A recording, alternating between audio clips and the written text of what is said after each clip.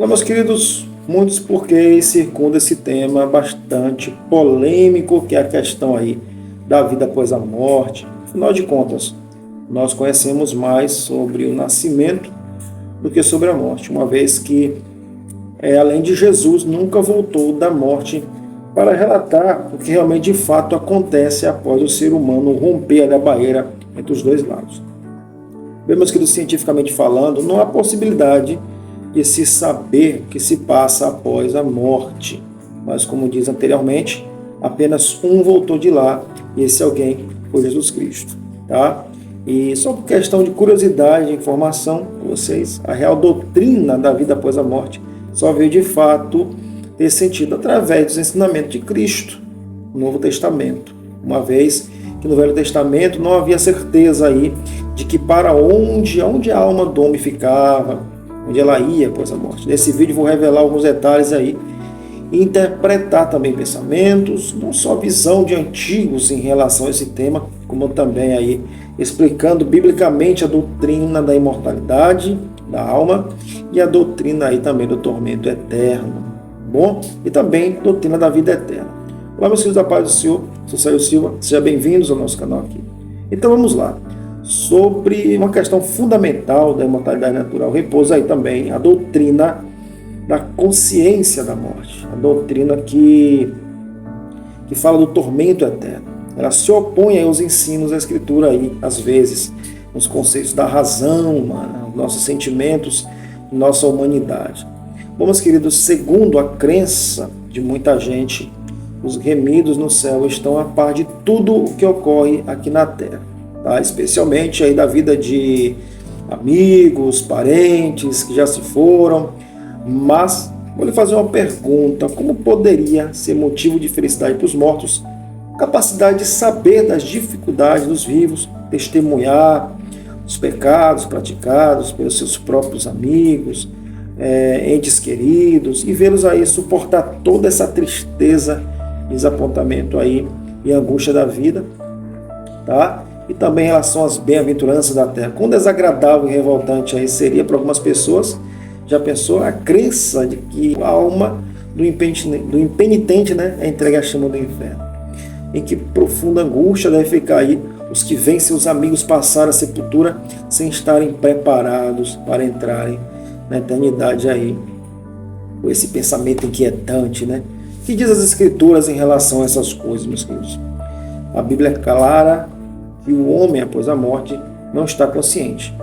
Mas se você faz uma minúcia, olha, preciso Davi falando, você vai entender que Davi está parafraseando consigo mesmo, até porque ele mesmo não conhecia os segredos da morte.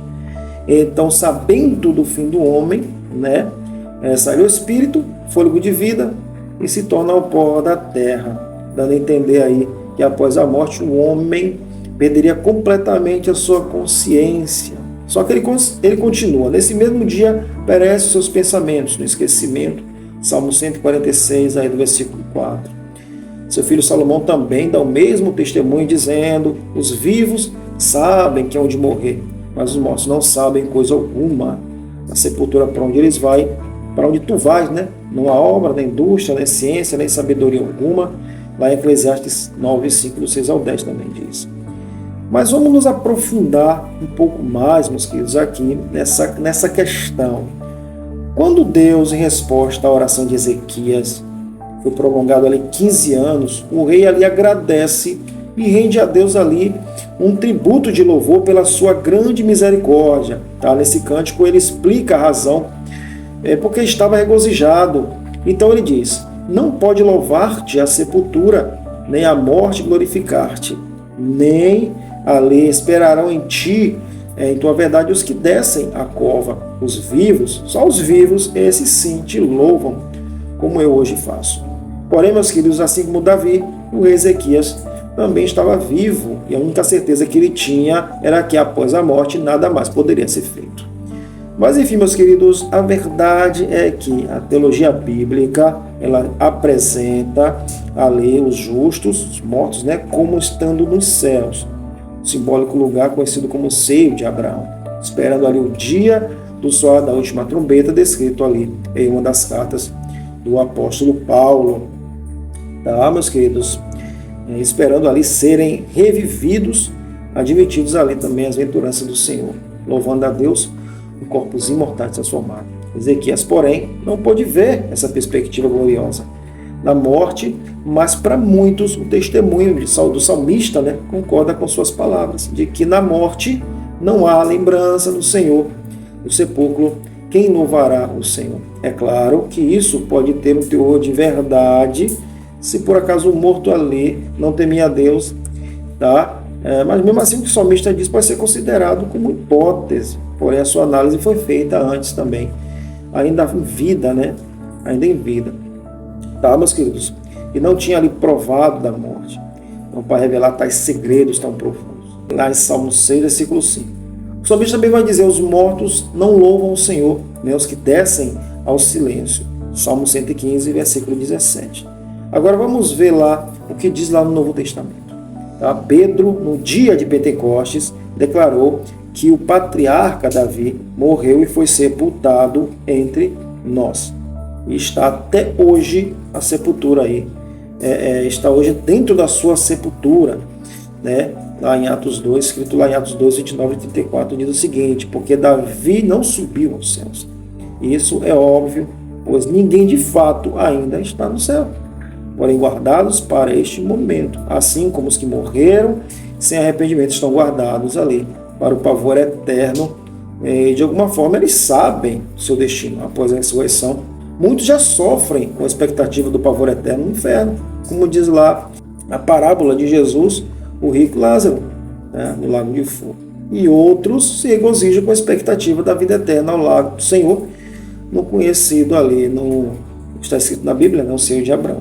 O fato de Davi permanecer na sepultura até a ressurreição prova que os justos não sobem aos céus por ocasião logo da morte. Tá? É unicamente pela ressurreição, em virtude de Jesus ter ressuscitado, que Davi finalmente vai ter o seu galardão diante do Senhor. Tá, meus queridos? Paulo ele vai dizer, se os mortos não ressuscitam, também Cristo não ressuscitou. E se Cristo não ressuscitou, é vã a vossa fé. E ainda permanecem os vossos pecados. E também os que dormem em Cristo estão perdidos. 1 Coríntios 15, lá, 16, 18, se não falha a memória. Se durante 4.000 anos ali os judeus tivessem colocado, por ocasião da sua morte, direto para o céu, como poderia Paulo ter dito que se não há ressurreição, os que dormem em Cristo estariam perdidos? A ressurreição não seria necessária. Então, meus queridos, busquemos estar firmes em santidade e obedientes no Senhor, para que a morte física seja apenas uma passagem, tá? Da corruptibilidade para a incorruptibilidade. Tá? Mas aí alguém pergunta, mas irmão, a Bíblia diz lá em Apocalipse 6, versículo 10, que os mortos clamarão para que o Senhor julgue os que derramam sangue dos seus irmãos que estão sendo mortos e da terra. Isso não é ter consciência da morte? Bom, meus queridos, há uma diferença aí, tá? Nesse caso, essas pessoas já foram revividas no arrebatamento. Elas já foram arrebatadas, já foram galardoadas e com corpos transformados. Os únicos que continuam ali na sepultura e sofrendo o pavor eterno são os que morreram sem Cristo antes e depois do arrebatamento. Os que morreram durante a perseguição do anticristo, por não negar a fé, estes serão revividos para receber seu galardão. E outros serão recebidos na glória e outros também lançados no lago de fogo, junto com a morte e o inferno, que são os últimos. Então, esse foi mais um vídeo aqui no canal. Espero que vocês tenham gostado. É claro que existe muito mais conteúdo, porém, se for colocar tudo aqui nesse vídeo, vai ficar extenso, tá? Mas não esqueçam, as pessoas que morrem sem Cristo já estão vivendo uma perspectiva de pavor eterno. Porque, como diz Jesus na parábola do rico Lázaro, quando ele faz a menção dos dois nomes, significa que Jesus está falando de algo concreto, que realmente aconteceu. Uma vez que essa passagem ela só aparece uma vez no livro de Lucas.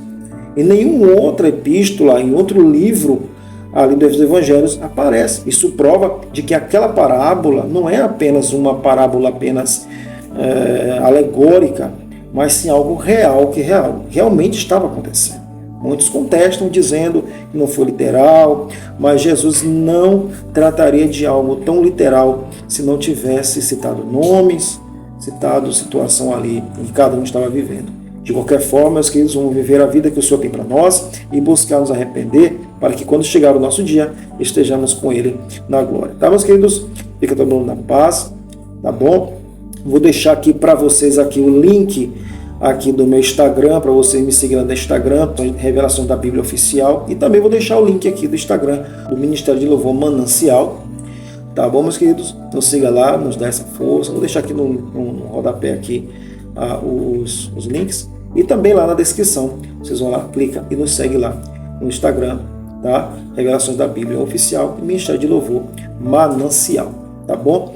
Então, fica todo mundo na paz. Até o próximo vídeo, se Deus assim permitir. Tchau. Fica todo mundo com Deus. Não se esqueça de se inscrever no canal também, deixar o seu comentário e o seu like. Tá? Tchau. Paz do Senhor.